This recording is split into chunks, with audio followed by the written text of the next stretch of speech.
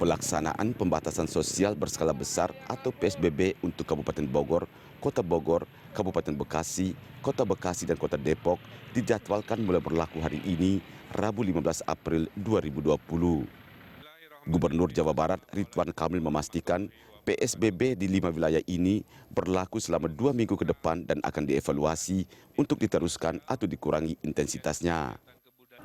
Menurutnya, selama PSBB ini berlangsung, pemerintah Provinsi Jawa Barat akan melaksanakan rapid test sebagai metode pelacakan persebaran virus corona di wilayah itu. Pemerintah Provinsi Jawa Barat menargetkan akan melakukan 300.000 rapid test selama masa PSBB ini berlangsung. Ridwan Kamil memastikan PSBB yang diterapkan di 5 wilayah ini mirip dengan PSBB yang dilakukan di Jakarta saat ini, kecuali untuk Kabupaten Bekasi dan Kabupaten Bogor yang memiliki desa. Penerapan PSBB di kedua kabupaten ini dibagi menjadi 2 zona, yaitu zona merah dan zona non-merah. Menurutnya, saat ini pemerintah Provinsi Jawa Barat sedang mendata warga yang terdampak pandemi COVID-19. Pendataan warga ini terkait dengan pemberian bantuan sosial dan juga sembako. Tim Liputan Berita 1 Jakarta.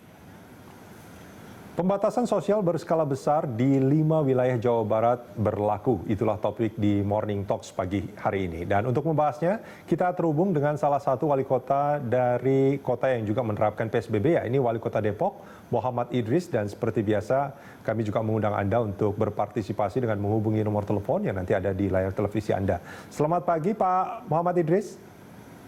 Selamat pagi. Terima kasih, Pak, sudah bergabung bersama kami. Ini kalau kita bicara soal Kota Depok, untuk kasus COVID-19 ini seperti apa, Pak? Ya, kita sudah memulainya sebenarnya 2 pekan yang lalu untuk persiapan-persiapan. Karena memang ada pembatasan-pembatasan parsial yang sudah kita lakukan, seperti bekerja di rumah, sekolah di rumah, belajar di rumah maksud kami, dan juga pembatasan dari sisi pekerja-pekerja atau di perusahaan-perusahaan, dan di tempat-tempat yang lain. Ketika PSBB ini sudah kita deklarasikan, sudah kita mulai, artinya pembentukan kampung siaga berbasis RW ini sudah kita lakukan 2 pekan yang lalu, dengan pembatasan-pembatasan dan kegiatan-kegiatan yang mereka secara mandiri, secara swadaya, dengan difasilitasi oleh kecamatan dan kelurahan, dan kita juga memberikan support kepada mereka. Dan bahkan sebelumnya beberapa klaster di RW-RW tertentu, di kecamatan tertentu sudah melakukan semacam dalam tanda petik lockdown terhadap klaster mereka. Ini sudah dimulai 2 pekan yang lalu.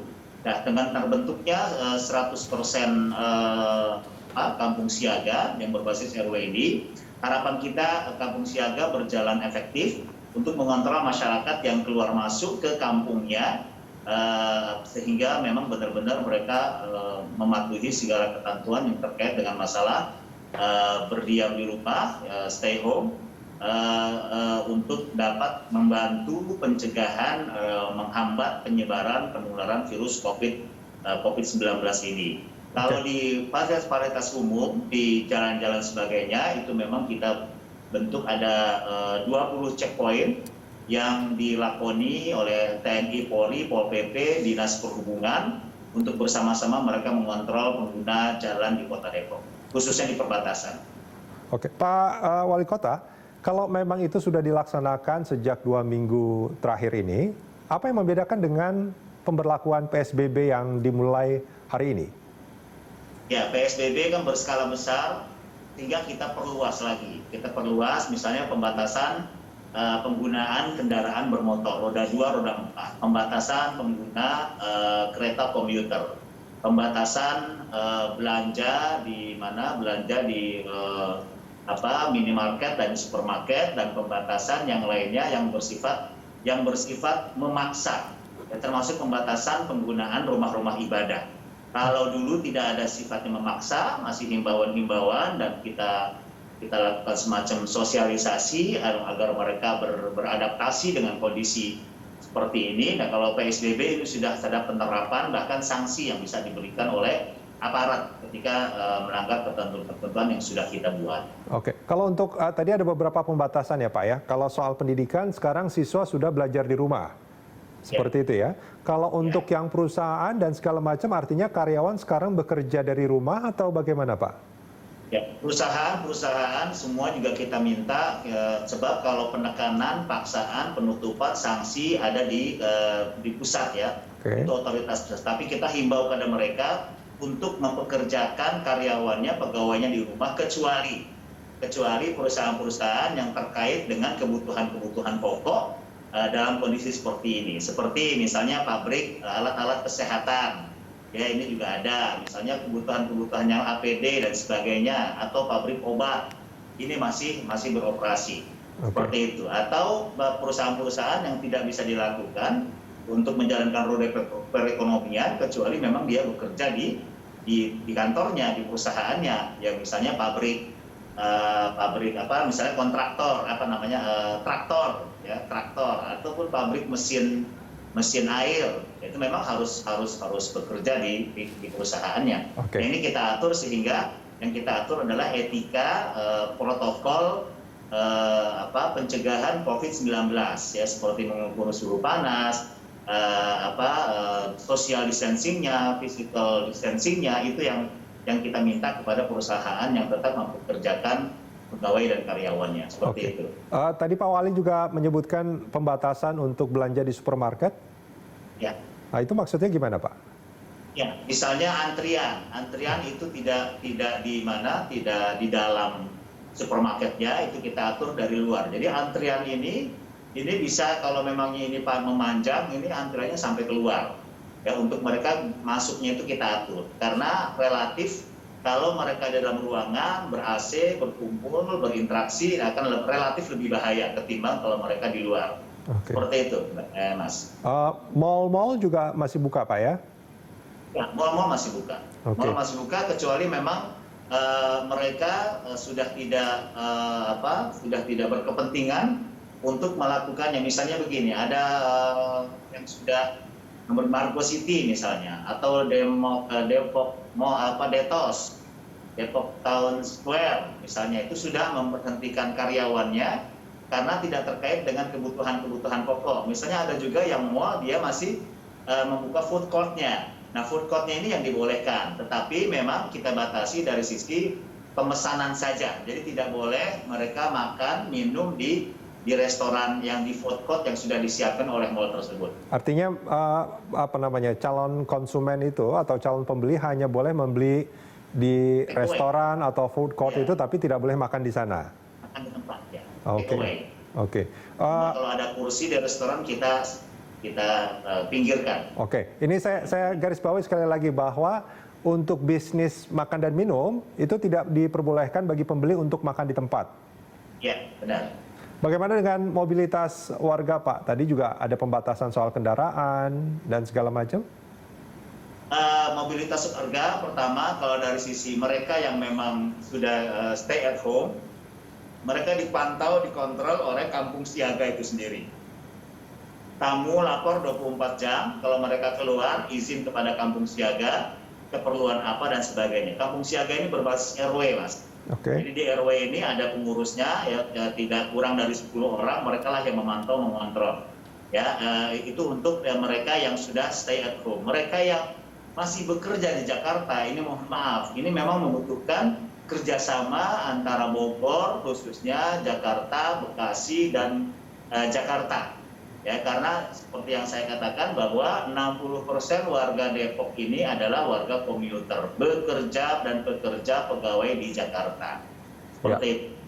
Nah, ya itu bentuk kerjasamanya seperti apa yang diharapkan? Itu kan banyak sekali jumlahnya itu. Misalnya pembatasan penumpang kereta api. Ya, itu satu gerbong dibatasi maksimal 60 orang. Ya, jangan sampai lolos di Bogornya nih. Oke. Kalau di Bogornya lolos, ya sekarang sudah PSBB ya, seharusnya sudah nggak masalah. Itu sudah kita terapkan dan sudah sepakat. Ya, tetapi kemarin yang belum sepakat karena terjadi penumpukan di stasiun, ya karena ada pembatasan penumpang motor kendaraan roda 2 yang pribadi, sehingga mereka banyak yang beralih ke kereta KRL ya, khususnya komuter tadi. Oke. Nah, ketika sudah beralih ke sana terjadi penumpukan. Sekarang dibatasi 60%. Tadi pagi ya evaluasinya tadi pagi kita lihat bahwa sangat penuh sekali orang yang menggunakan roda 4 dan roda 2. Artinya karena apa? Karena memang di hilirnya di Jakarta mereka tidak dirumahkan gitu. Oke. Mereka masih aktif bekerja, kalau tidak bekerja kan gaji mereka dipotong atau diberhentikan dan sebagainya. Oke, artinya sebetulnya Ya. artinya mobilitas masyarakat sebetulnya tergantung pada dua hal paling tidak. Yang satu seperti mungkin disebutkan sama Pak Wali Kota, ada keterpaksaan, tapi juga soal sosialisasi juga mungkin juga harus lebih masif lagi mungkin Pak Wali Kota. Ya, hari pertama mudah-mudahan kita maksimalkan sosialisasi ini dengan dilakukan pemeriksaan dan pengawasan di jalan khususnya ya. Kalau di kampung-kampung relatif lebih mudah ya, karena tadi kita sudah fasilitasi untuk setiap RW untuk melakukan kegiatan-kegiatan pencegahan ini dan sudah terlatih seperti saya katakan tadi untuk melakukan mengembalikan atau merumahkan lah istilahnya, membiasakan warga masyarakat sekitar untuk melakukan kegiatannya di rumah. Oke, tadi Pak Wali Kota menyebutkan ada kampung siaga. Ini mereka ada semacam satuan tersendiri yang bertugas di sana untuk mengendalikan mobilitas masyarakat atau juga mungkin untuk memberikan informasi mengenai COVID-19 seperti itu atau bagaimana Pak? Ya, kita punya tim relawan untuk memberdayakan mereka, melatih mereka, memberikan pemahaman ke mereka dengan pemahaman yang benar dan tepat, sehingga mereka yang memang diketuai oleh ketua RW itu sendiri dan prajurit menteri-menterinya adalah RT-RT-nya, mereka bekerja sama dengan masyarakat, tokoh agama, tokoh masyarakat sekitar sana, dan kita memberikan dana stimulan kepada mereka 3 juta rupiah per RW. Mudah-mudahan dan mereka bisa diperkenankan untuk membuka lumbung pangan dari masyarakat untuk masyarakat yang memang membutuhkan seperti itu. Mereka juga membantu kami dari sisi pendataan data dari non DTKS yang kita bantu kepada setiap keluarga sebanyak 30.000 KK. Ya, sepertinya akan bertambah lagi karena memang data ini kan perlu jadi sebuah progres, evaluasi, dan penyempurnaan. Jadi memang Kampung Siaga ini benar-benar menjadi ujung tombak dari upaya pencegahan COVID-19 ini untuk bisa berjalan secara efektif. Pak Wali Kota tadi menyebutkan ada semacam uang mungkin stimulus atau tunjangan stimulan itu per RW Pak ya, 3 juta rupiah? Ya, per RW kita ambil dari APBD 3 juta rupiah untuk masa tentunya PSBB ini. Oke. Mudah-mudahan tidak memanjang, kalau memanjang akan kita lihat nanti perlu kita tambahan-tambahan dari APBD. Oke, dan 3 juta itu digunakan sebagai mungkin istilahnya sebagai jaring pengaman sosial selama masa PSBB 2 minggu ini. Seperti itu. Baik. Karena mereka bekerja sama secara taktis dengan Babinsa, Kamtipmas, dan Pokdar yang dibentuk oleh kepolisian. Baik, Pak Wali Kota, kita jeda sebentar. Kita akan lanjutkan di segmen berikut. Pemirsa jangan kemana-mana, kami segera kembali.